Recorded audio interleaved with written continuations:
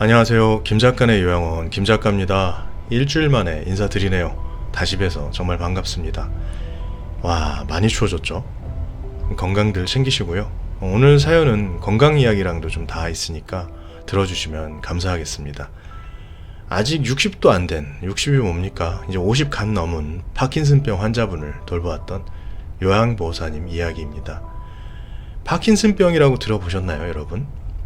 우리 머릿속에 있는 도파민계 신경이 파괴돼서 움직임에 장애가 나타나고 그 장애 정도가 심해져 결국엔 호흡과 삼키는 것도 힘들어지는 병입니다.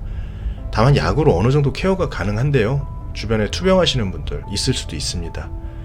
이 병 역시 여러 가지 이유로 40대 이하에서도 발병할 수 있다는 점이 굉장히 무섭습니다. 이걸 조기 발병형 파킨슨병이라고 하는데요. 오늘 사연의 환자분도 그런 조기 발병형 파킨슨병이 아닐까 생각이 됩니다. 이른 나이에 발병해서 일상생활 하면서 지내다가 편마비까지 오고 거동이 불편해져서 요양원에 입소하신 분이라고 합니다. 그럼 사연 시작하겠습니다. 안녕하세요. 저는 현재 대구 땡땡 요양원에서 요양보호사를 하고 있습니다. 나이는 60년대생이라고만 해두겠습니다.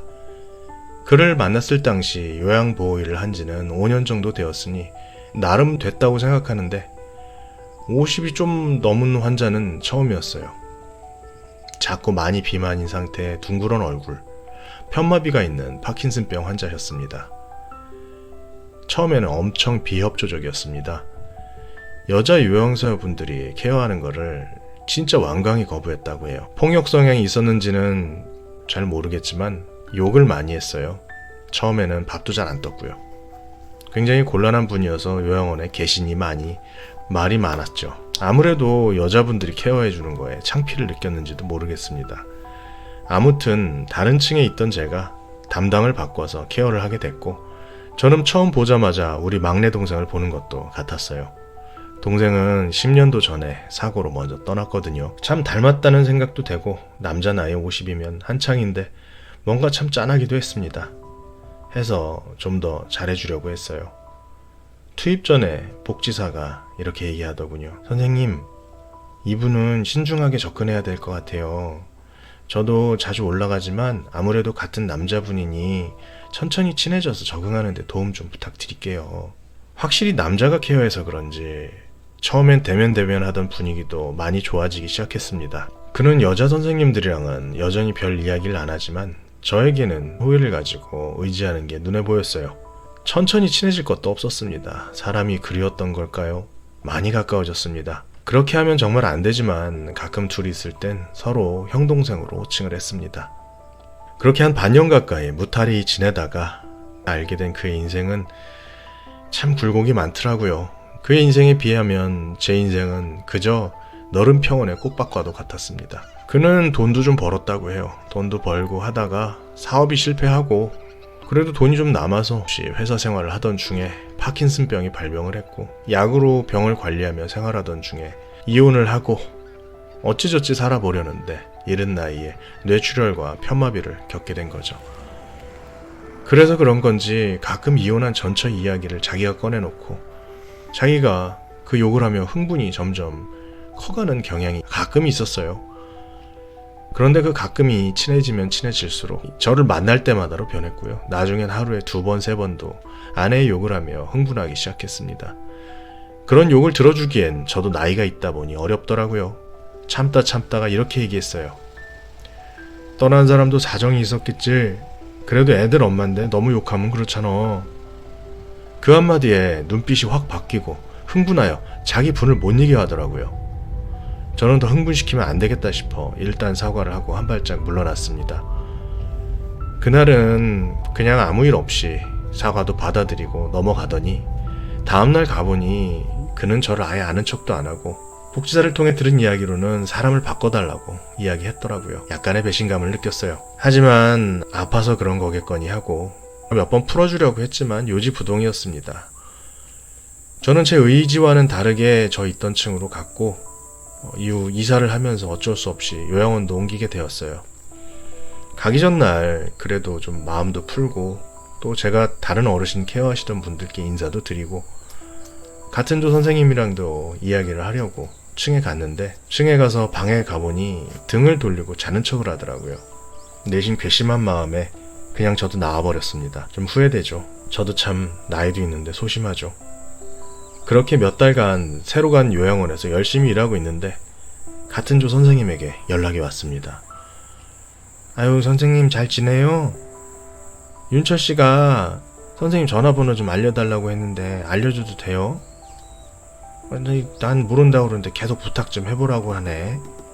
저는 왜 그랬는지 내가 비번일 때 한번 갈 테니 그때 알려주겠다고 했습니다. 그리고 또 전화가 왔지만 주주야야 비비다 보니 시간도 안 맞는 것도 있고 미루고 미루다 보니 반년을 못 찾아갔는데 저번 주에 전화가 왔습니다. 그가 세상을 떠났다고 하더군요. 투병 중인 것은 알고 있지만 워낙 젊은 나이이기 때문에 그렇게 황망하게 갈 줄은 몰랐습니다. 차일피일 미루던 것이 이렇게 되고 말았네요. 그의 푸념을 조금 관대하게 들어줄 걸 그랬나 싶기도 하고요. 미안한 마음을 담아 사연을 보내봅니다. 그는 마지막에 제게 무슨 이야기를 하고 싶었을까요? 고생하시는 요양원 종사자분들 모두 힘내십시오. 2024년 10월 대구에서 김땡땡 올림. 여기까지 읽었습니다. 무슨 이야기를 하려고 했을까요? 아마 고마웠다고, 그때 본인이 화내서 미안했다 정도겠죠? 어쩌면 또 다른 푸념이었을지도 모르겠습니다. 정서지 정도까진 괜찮지만 일하시는 분이 엄청나게 스트레스고 누가 봐도 이거는 감정 쓰레기통 역할이다 하면은 안 하는 게 맞습니다. 요는 너무 죄책감 같은 걸 가지지 않으셔도 되지 않을까 이렇게 생각합니다. 인간은 고민하는 한 성장한다고 하죠. 굉장히 따뜻하신 분 같고요. 응원 드립니다. 너무 죄책감 같은 거 가지지 마십시오. 돌아가신 분은 참 안타깝습니다. 젊은 나이에 발병하는 것도 흔치 않은데 얼마나 살아보려고 그 발버둥을 쳤을까요? 그렇게라도 살아보려는데 또 찾아온 편마비라는 시련, 아내에 대한 분노, 외로움 이런 것들이 많이 느껴집니다. 그리고 아내에 대한 부분은 또 아내분의 이야기를 들어보지를 못했잖아요. 또 모르는 일입니다. 어쨌든 고인의 명복을 빌고요. 우리는 살면서 가끔 시련을 마주칩니다. 사랑하는 가족과의 이별, 경제적인 고비, 이혼, 자식 문제, 사회생활 문제 등등이 그것입니다. 건강만 잃지 않았다면 위의 시련들은 대부분 지나가기 마련입니다.